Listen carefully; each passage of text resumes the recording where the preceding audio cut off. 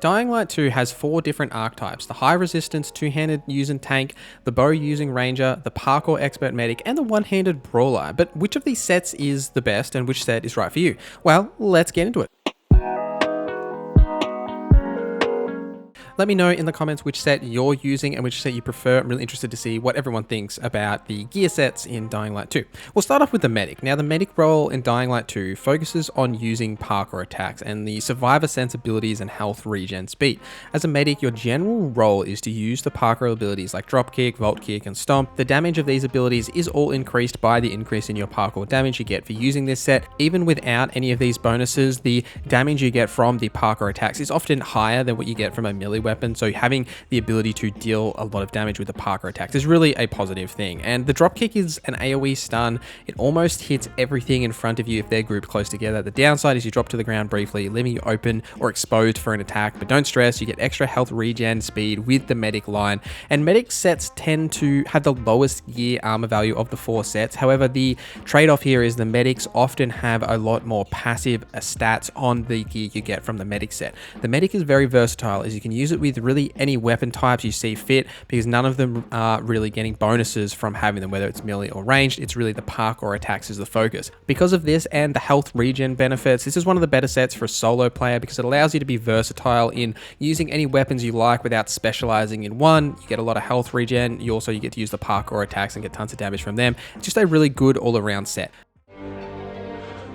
He's one of them rangers. Next, we have the Ranger, and unfortunately the Ranger isn't anything like Strider. As the Ranger, your main focus is on the ranged weapons, and this is mostly going to be the bow. There are many different craftable arrow types you can use with the bow, but the downside here is that the bow, it can be pretty weak initially when you get it. You do have to spend a lot of time upgrading or finding better bows and then picking the combat skills for the bow, and you won't find one, or at least I didn't, until you get to the central loop. There are other ranged weapons like the throwable daggers, but there is also the crossbow that you can get from getting your PK City alignment up to 5. You get a craftable crossbow that you can mow down infected with. But really, the main focus here is on increasing your range damage and then using the bow and the different craftable arrow types that you can use in order to deal tons of damage. The Ranger set to me feels like it is a perfect set if you are playing co-op. Having someone stay back and snipe while someone else gets in the middle of the fray and messes up the infected or humans. As a solo player, you're often better off just swinging a melee weapon, as the enemies are going to be coming for you anyway, and you can initiate staggers and keep them away from you. Whereas as a bow user,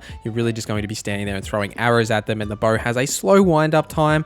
But for the most part, if you are playing in co-op, someone else can go into the fray and take a lot of that damage, or you can stand back and rain death upon them. The Brawler is the next set, and it's actually one of my favorites and how I've played most of my playthrough. As a one-handed weapon specialist, this gives you increases to your one-handed weapon damage, which includes blunt and slashing melee weapons.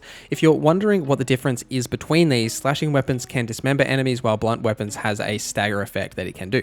This set also increases your combat points gained, as well as lowering the stamina cost of using melee weapons. I found this set to be very reliable because of the high attack speed you get with one-handed weapons. It's a faster attack animation than a two-handed weapon, so you can get a lot of damage off quickly. You also get the little stagger effects from using blunt or dismember if you want to use slash, so you get a bit of difference in whether you want to place as a slasher or a blunt weapon user. And the decrease in the stamina cost for melee weapons allows you to swing for days, as the one-handed weapons don't use a lot of stamina in general.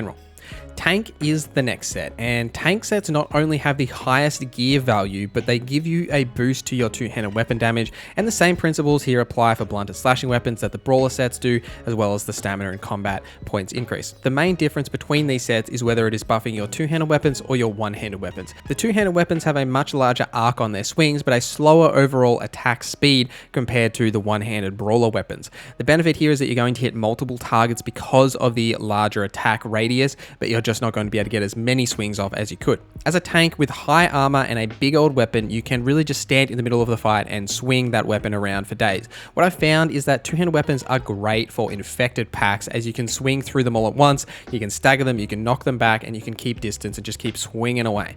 This set is great if you're struggling with taking lots of damage, and if you're not good at blocking or dodging incoming hits, this will give you the ability to tank some of those hits because it does have the highest amount of gear value or armor value that that you get from having any of these sets. So really, this is a decent solo set as well, because you can just stand in the middle and swing away, but make sure you got some medicine available so you can heal yourself if necessary. So which set is best? And well, I think each set has its own place in co-op play, but as a solo player, I think you really want to either focus on the tank or the brawler set if you really like melee combat, or go the medic line as the alternative if you want to just play around with any weapons and have a bit of a free-for-all in terms of weapon use. The medic set typically has the most passive bonuses, but the least amount of armor. So really, you can kind of mix and match using a couple of medic and maybe some tank to get you a high amount of armor value, while also having a high amount of passives that you get from the medic set. You can play around, and there's nothing wrong with wearing different sets. It's just that you're not going to be a specialist in one thing and have a really high amount of stats coming out of one or two specific stats. Let me know in the comments what set you're primarily using.